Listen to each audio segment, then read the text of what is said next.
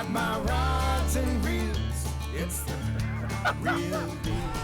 Got plenty of room, so come on, come on.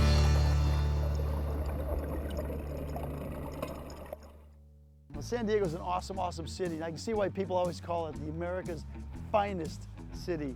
Welcome back to San Diego, my favorite place in Southern California. It's a really hip city with great neighborhoods, a beautiful bay, excellent dining, and of course, amazing sport fishing. Oh yeah. A 5-minute taxi ride from the airport and you'll find excellent accommodations steps from the marina. It's truly a one-stop shop fishing destination. Founded in 1962, the port now oversees 2 maritime cargo terminals, 2 cruise ship terminals, 21 public parks, the harbor police, and leases hundreds of tenant and subtenant businesses around San Diego Bay. So you can kind of see off in the distance. It's their mission to be an economic engine and environmental steward of the bay and the surrounding tidelands. The port helped shape the landscape of San Diego, creating Harbor Island, Shelter Island, which is home to Fisherman's Landing, the world's largest sport fishing fleet. Just chilling here in San Diego, you know, another day in paradise, Bill. On this episode, I'll be heading offshore with Captain Bob Woodard, chasing down porpoise for yellowfin tuna and fishing kelp patties for yellowtail. This look like bluefin tuna right here. That's the fishiest school I've seen in a long time. The fishing off San Diego this year has been the best in decades, with the effects of the El Nino pushing up warm waters from Mexico and all the fish too. Oh my God, look at them all. Enjoy this 2-part episode from San Diego on IGFA Anglers Digest. I bit. Nice!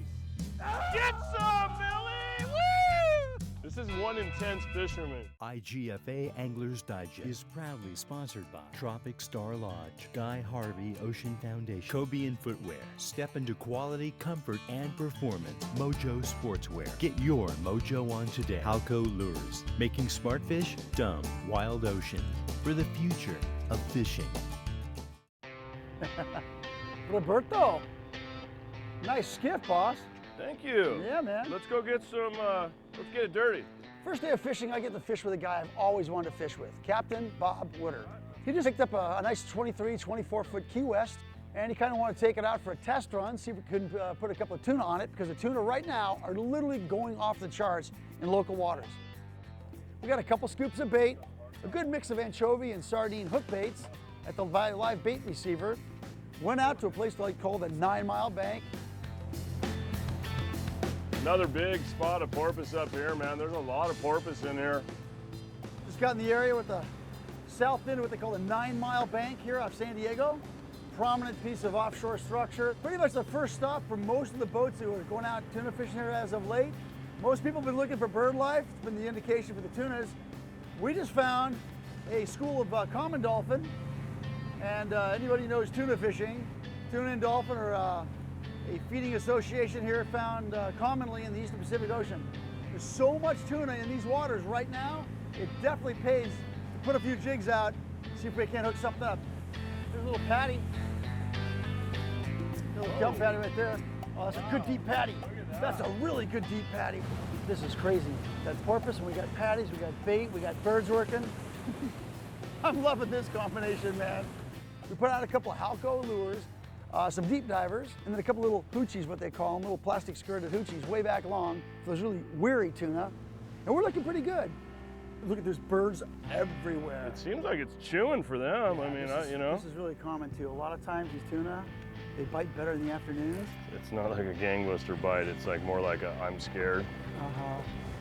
After trolling with no results for about an hour, just kind of chasing bird schools around, we were really looking for a kelp patty. Something that's gonna stay there and hold bait concentration. Because eventually, with that much fish around the area, it's only a matter of time before those fish find that patty themselves, and more importantly, find all the small bait fish that associate with those patties.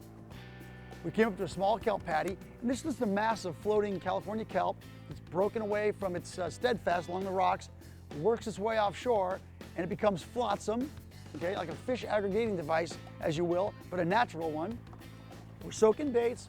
We had a lot of anchovy for chum bait, and then we had nice sardines for what we call hook bait.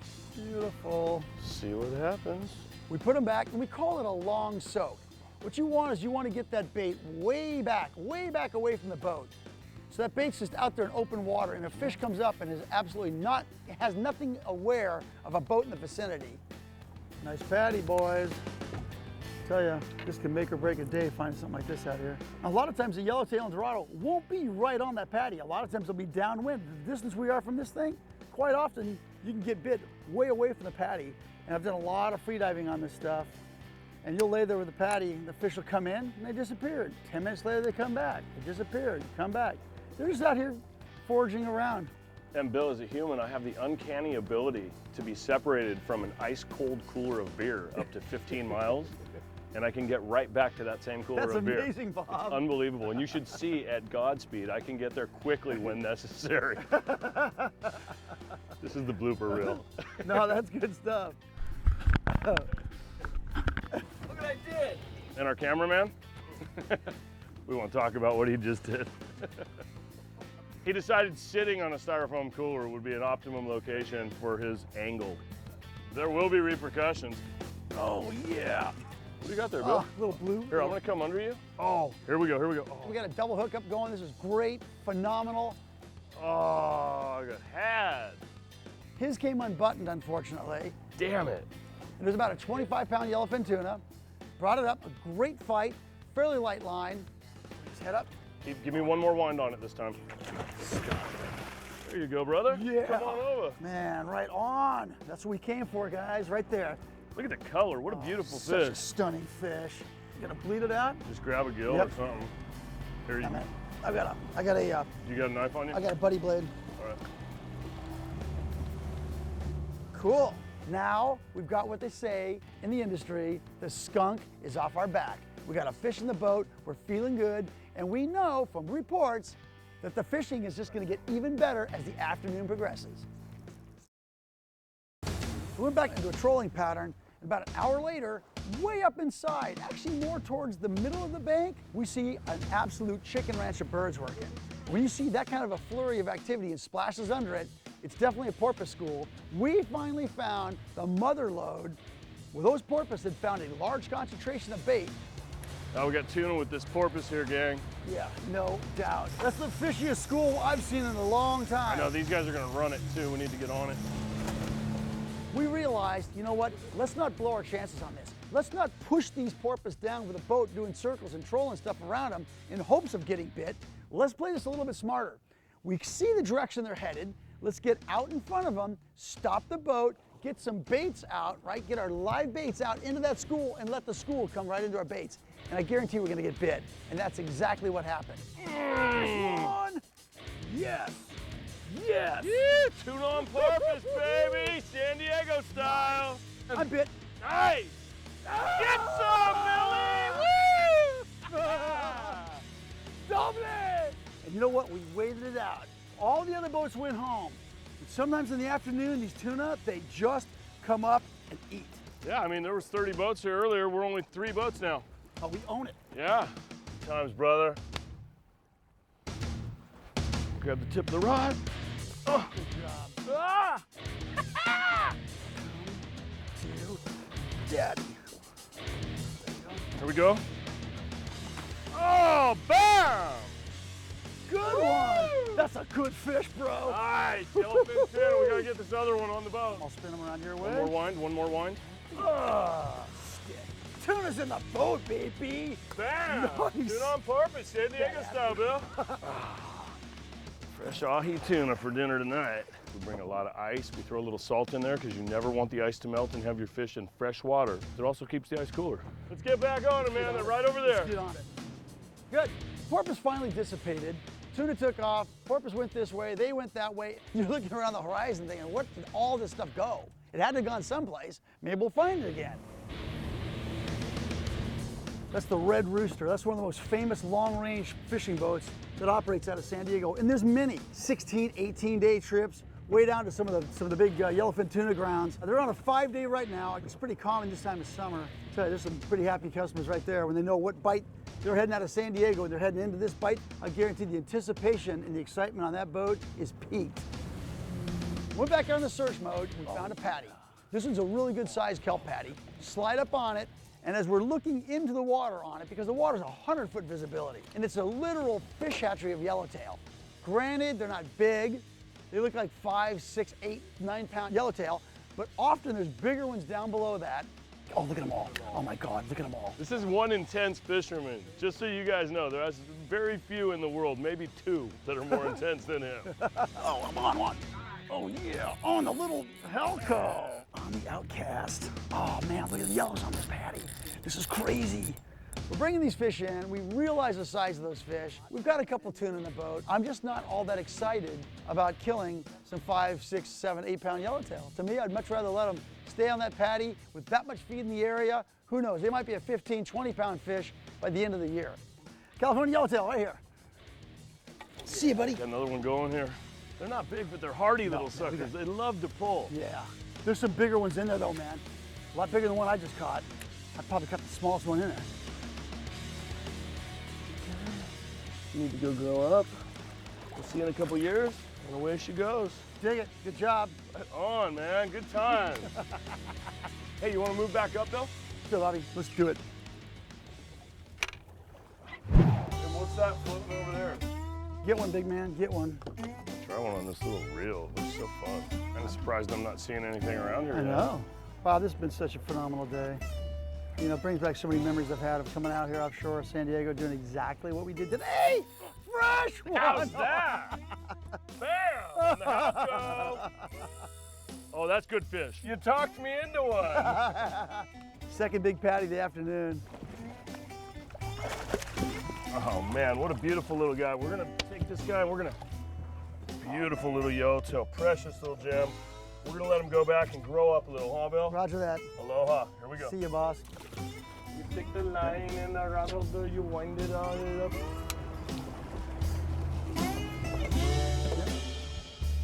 Yeah. Oh, fresh one. Yeah, that's a fresh one. I got bit, and you can tell as soon as you come tight on it. If that fish is taking you laterally and high, going right back to that kelp patty, it's a yellowtail, because that's what they do. If they're in rocky terrain or any kind of structure like that, they're smart fish. They're gonna take you right into that stuff and cut you off. But this fish went straight down with a lot of activity on the tail, a lot of vibration going on the tip of the rod. I went, you know what? This feels like a yellowfin tuna. How's that little 5 working out? Oh, Dude. God. Oh, man. That drag is so smooth on that little 5. Though. This is really an impressive little reel right here. Really? Oh, lost it. Came on bud, and I was pulling out pretty hard. Sure enough, got it really, really close to the boat, saw color on it, and it just pulled hook.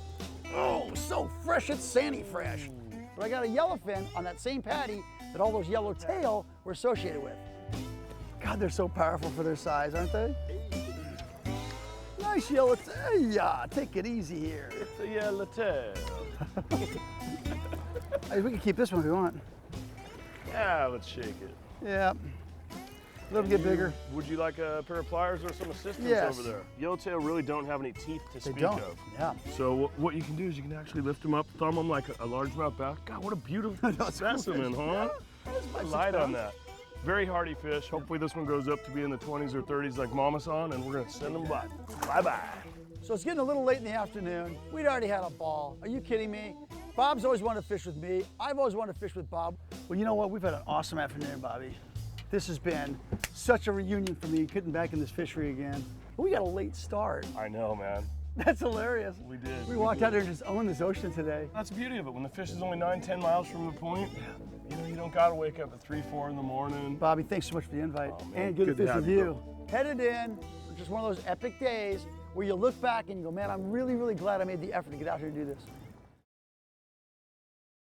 This is Marguerite Aliconi from the Port of San Diego. We were lucky enough to drag you out of the office today to kind of show us around, and the first spot is Imperial Beach. I worked in San Diego many years, but I have to admit, I never really came down here and visited Imperial Beach. I'm blown away by this place.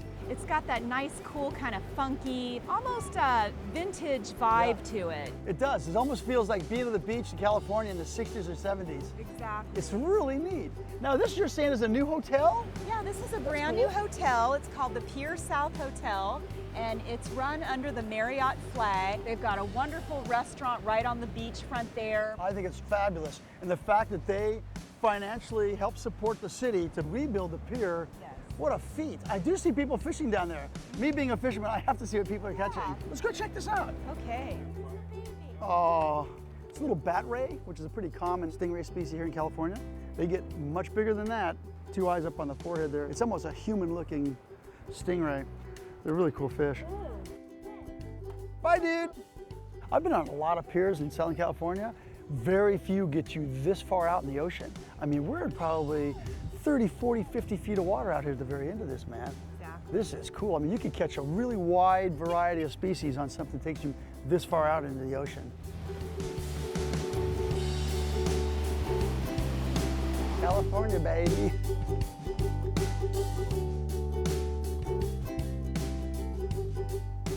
Marguerite, I've heard some rumors that there's some big plans for this Chula Vista area. You're correct. 550 acres of prime waterfront land available to be developed, and we hope to build a convention center and a hotel, some office space, even some residential units, and there'll be about 200 acres of open space and park areas. We're just looking for somebody with enough money to get that shovel in the ground and to develop it. It's really nice to come down, and I gotta be honest, I haven't spent any time down here. This is an unbelievable harbor facility. Those great restaurants and stuff, this pier that you guys have renovated here as well, and this is kind of a well-kept secret here in San Diego. Exactly. Nice, Exactly. very cool. You know, there's one other spot I want to see, and that was National, that National Beach. City. National City, you know, is known to be a big shipyard area in the Navy for many, many years. But wasn't it you telling me on the way down here, there's a pier there as well? Exactly. We can take you down there and Definitely- show you definitely wanna see it. the little gems that are down in National City. I don't mind. Well, let's go see that National City pier. Okay. IGFA Anglers Digest, proudly sponsored by Reactor Watches, Best Built Performance Sports Watch, period. King Sailfish Mounts, from the water to your wall. Tough Line, braided lines for the toughest fish. Bubba Blades, the ultimate sportsman's knife. The Los Cabos Tourism Board. So this is a new marina too, or is this? Well, it's pretty new. It's the newest marina in San Diego Bay. It opened in 2009. This is great. So you can kind of see off in the distance, there's that Living Coast Discovery Center I told you about. Yep. And that's all on protected land. And then this is the Sweetwater Channel coming down here. Wow, what a productive fishing area. Anytime you got this mix of freshwater and salt, you got the pier right here, people can come out here and fish. Now this pier right here, these folks are fishing off of, having a great time. How old is this facility? This was built in the 80s. Yeah. It's about 5.5 acres, this whole facility. Port of San Diego built the fishing pier, and with the help of the California Department of Boating and Waterways, we built the launch ramp, and then we refurbished it a few years ago. So it's another great example of recreational opportunities that the Port of San Diego has provided. We have 20 beautiful waterfront parks throughout San Diego Bay and the city of Imperial Beach. National City, it's kind of in a very industrial area. We've got the Navy here and our terminal, and so we want to try to provide as much access to the bayfront as we can. So this is a way that we can kind of give back and have people come down and enjoy the waterfront. What I'm seeing here, what San Diego's done, what the port has done here, they really, really care about the people. They're using tax dollars and revenues for the public's benefit. Exactly. I hope you're all listening out there, all you folks from other states, because this is where money can best be spent. It's all about letting people come out and enjoy it. Well, I can't thank you enough for this amazing tour today. Thank you. Thanks for getting out of the office with us. Oh, that was a tough one. You had to twist my arm. It was a real pleasure chatting with you, girl. Thank you. All right, man. Well, San Diego's an awesome, awesome city. And I can see why people always call it the America's finest city. Right. Because it's got that feel to it. Above and beyond having the does. best weather in the country, right? Mm-hmm.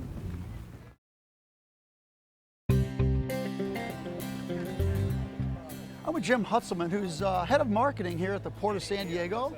And this is kind of like a brainchild of his to bring these commercial fishermen to these docks where the public can come up, line up like you see right here, and literally buy direct from the commercial fishermen. I'd love to take credit for it as my brainchild, but it's the commercial fishing fleet is it here and really? the fishermen Right here who really stepped up and said, can we have this market? Where can we do it?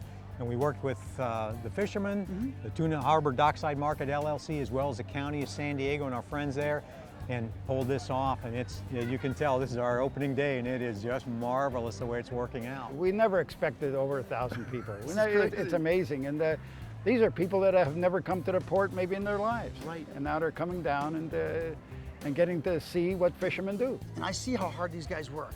And it's unbelievable how much time they spend away from their families, the investments of the boat, insurance, food, fuel, everything else to make it happen. And they bring that fish back. And sometimes they have no control over the price. This is perfect where they can control their destiny and the public gets a super fresh product. Absolutely, it's a real labor of love on their part. We believe that selling local fish from local fishermen, we don't have to go anywhere else. We got 3 million people living here, and we just we don't want to change the way we do business. It's a business that fortunately is to some extent being handed down from generation to generation. I know that they want to make sure that that continues to happen, and if people get interested in the commercial fishing industry here and bring this capability, especially in a place where San Diego, where we can be outside all year practically in line buying the seafood, it's just a great fit for our harbor, for our port, for our region. Revitalizing the commercial fisheries is an important part of the port. And the port recognizes that, and they're supporting us now. I started fishing 40 years ago. I've been trying to do this for 38 years. That's awesome. So it's a success, man. So Jim, when does the market open? It opens at 8 a.m. every Saturday. Again, this is our first week, so we're a bit in the learning time for it. We just hope that whatever we do allows us to continue for a long time into the future. I hope this goes off every day, not just once a week. I'm glad it happened because I'm 73 years old. I didn't have 30 more years left to have this happen. Thanks so much, Pete. Okay, You're the man, brother. You're the man. Thank you.